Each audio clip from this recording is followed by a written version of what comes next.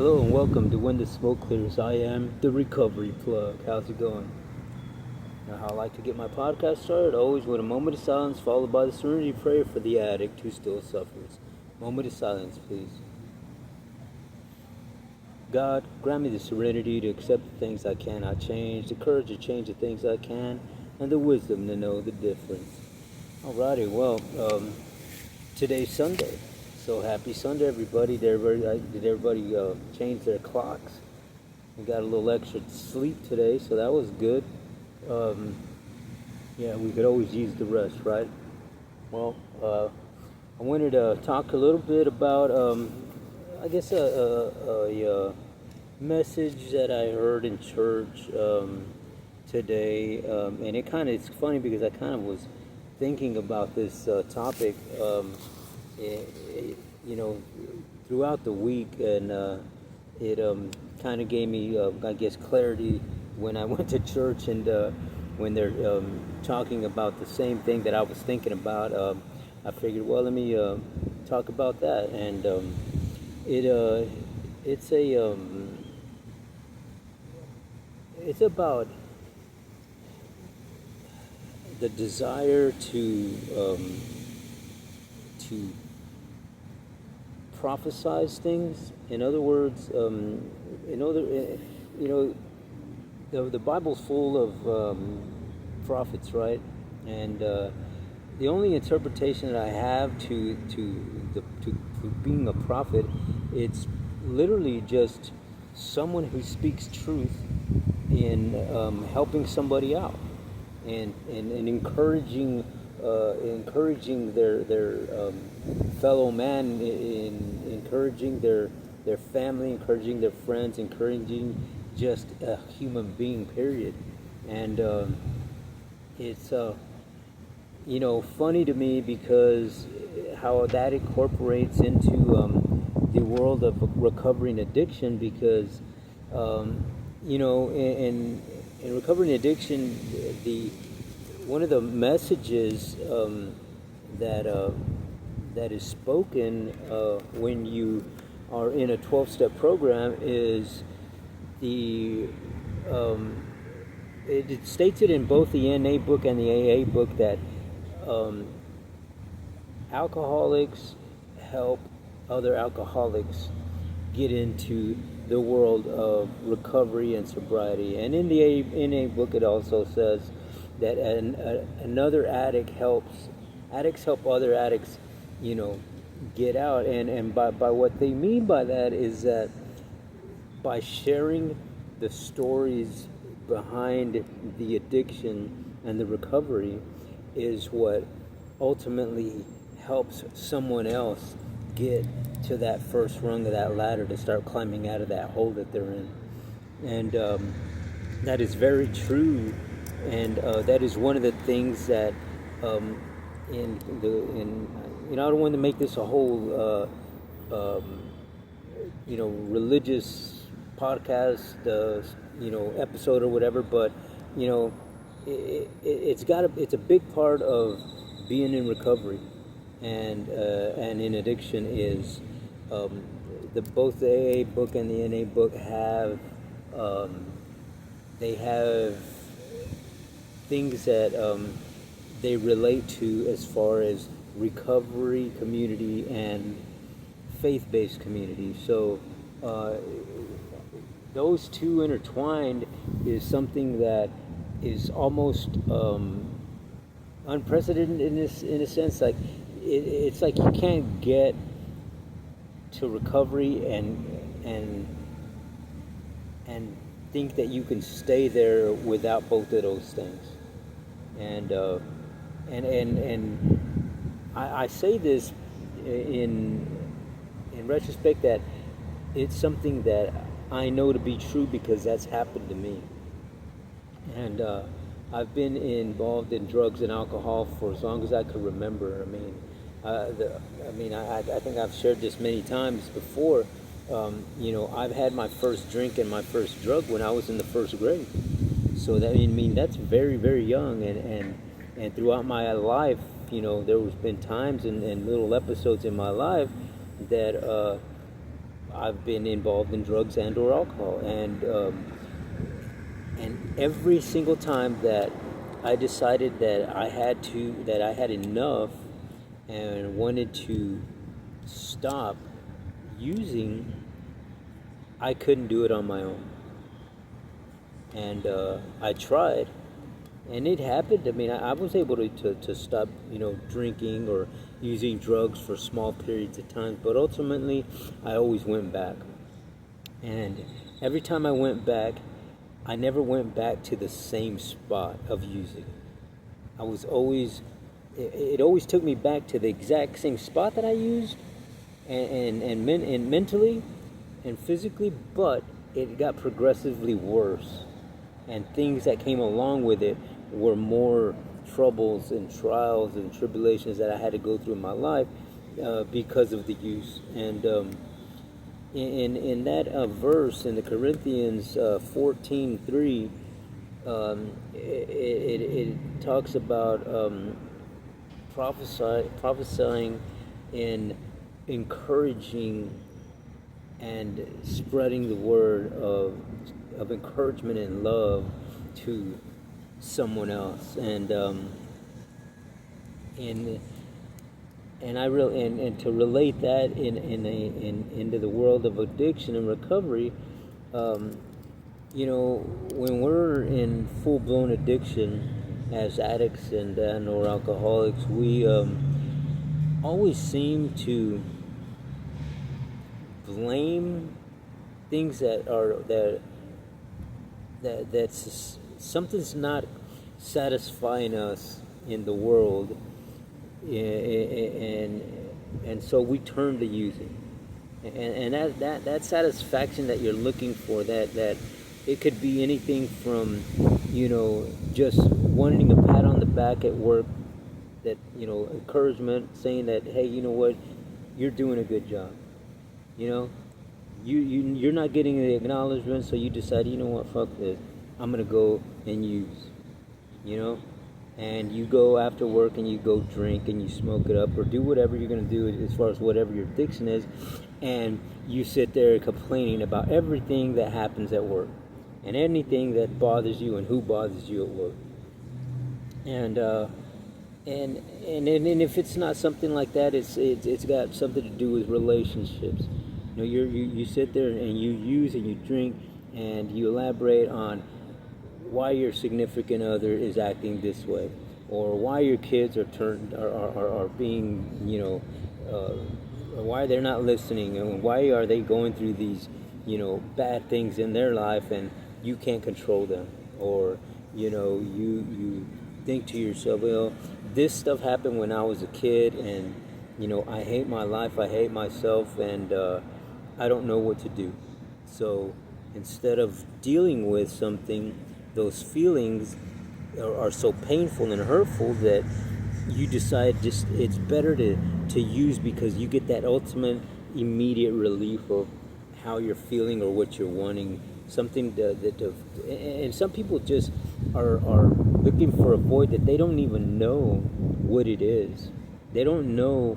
They have this void in their life, and they're wondering. They're doing everything, and they still have this void. They got the perfect family. They got the perfect job. They got this massive bank account. They got all these things happening to them in their lives. That's good, but they still feel they still feel empty and like something's missing. And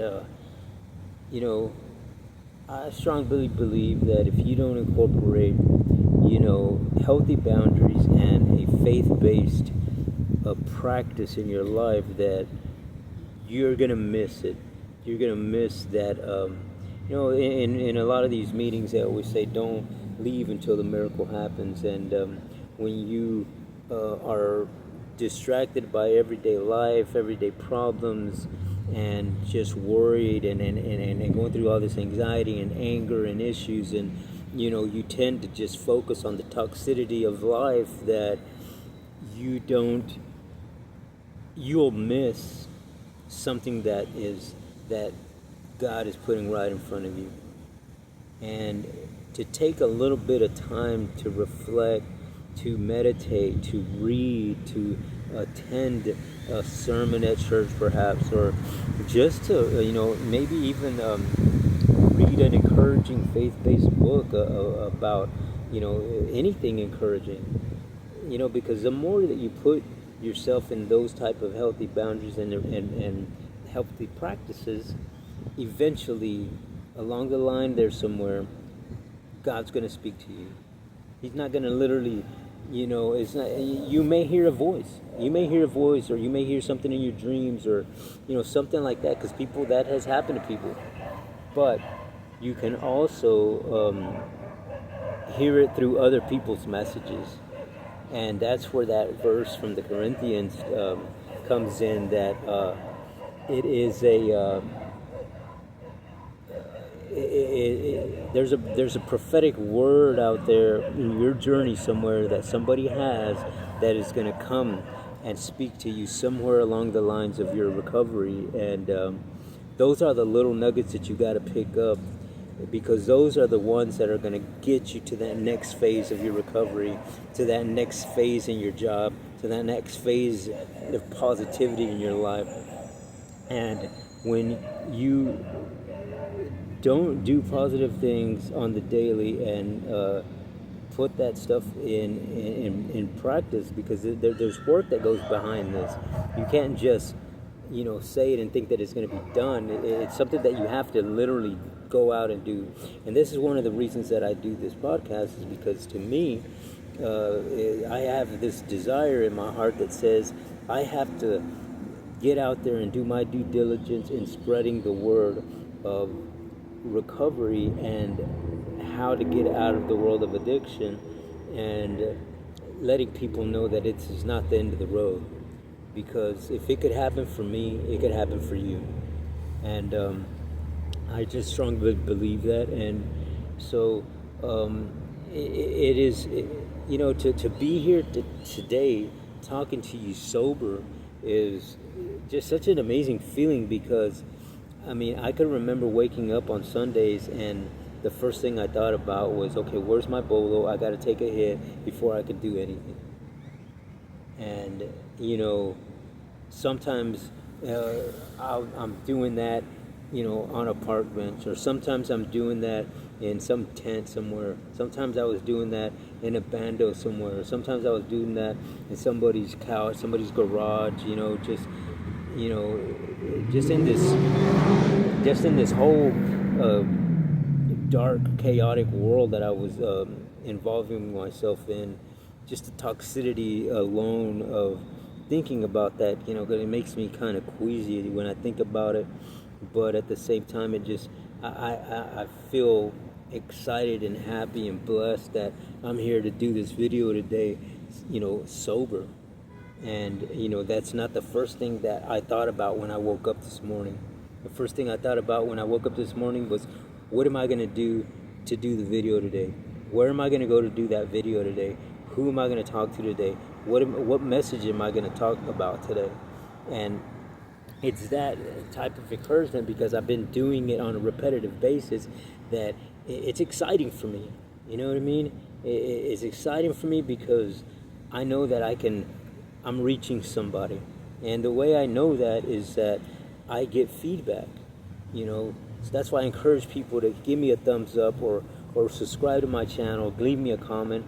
And, when I first started doing this podcast, I didn't know what to expect. I was kind of nervous because I'm in a room just talking to my phone in a sense, and I don't know how I'm supposed to look, how I'm supposed to act, how where do I, I'm like Ricky Bobby, where do I put my hands, you know what I mean?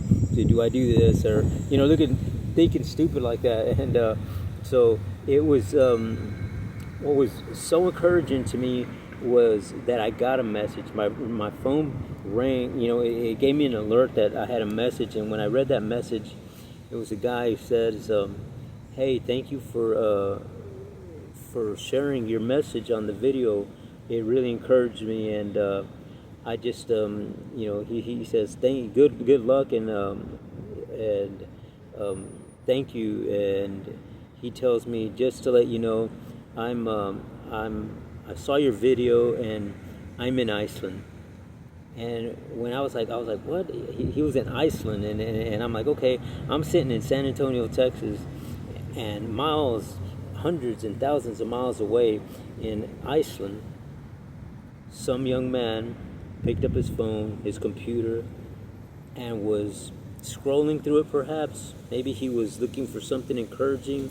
Maybe he was having a bad day, but he saw my video and he looked at it and heard it and sent the message. And it's those type of things that I was like, okay, well, you know what? I helped one person because one person says that he it encouraged him. So to me, doing my due diligence in the fact of doing these videos and spreading the word and spreading the message of addiction and recovery and of my higher power, it all is encouraging, and it's just like that's my due diligence by giving away what has helped me to get here into this realm of recovery and positivity, that all I need to do is talk and speak a few things and give away the things that have helped me along the way and encourage people in the stories that are going on in my life and how positive things are happening and the things that are happening and the people that I surround myself with and the things that I do in the healthy boundaries and how that's moving things forward in my life. And because from being a business owner and having a home and having a bank account, and then in one clean swoop it all gets taken away from me, and I wind up homeless with nothing, but my truck and my things that I had in my truck, and then my truck gets stolen and everything else that I had, my possessions were in that truck. So now I find myself homeless with nothing, with absolutely nothing. And man, if that wasn't a deflator and a demotivator, I don't know what is, because man, I remember sitting there just really, really depressed and angry all in one, because that had happened. And no matter how ugly I felt or what I was going through at that particular time, all I thought about was I felt better if I used. And even though I knew it was a bad thing, it was a bad choice, but that's what addicts do, because you're mentally not stable in a sense, because you do things that hurt you do things that hurt other people, and you keep doing them even though you know they're hurting. And but because you do it on a consistent daily basis, it keeps you there and it keeps you grounded in that negativity. And so I had to, by the grace of God, I was able to get out and get my mind reprogrammed to think the way I used to when I was in sober mode. And back into a time that was probably one of the happiest times of my life, and that was when I was sober for 10 years and had a thriving business and was able to be with my kids all the time, and it was great feeling. And probably the best, I guess, time and memory that I have from that whole 10-year stint is when I took a road trip with my 3 daughters and with my grandson, and we went from San Antonio, Texas, just cross country all the way to California and back, and making different pit stops and staying at different locations for a few days. And it was a vacation of like 17 days, and who can do that? You know what I mean? And I just think that is just something that's some sort of divine intervention thing, because I was consistently faithful to my faith-based community and my recovery community and doing the things that I needed to do to stay sober, that I attracted all of this positivity and good things happening to me in my life. And so I attribute those things to me being able to go on a 17-day vacation with my girls. I mean, that's unheard of. Nobody. I don't know anybody who can go on a take 17 days off and come back to their life.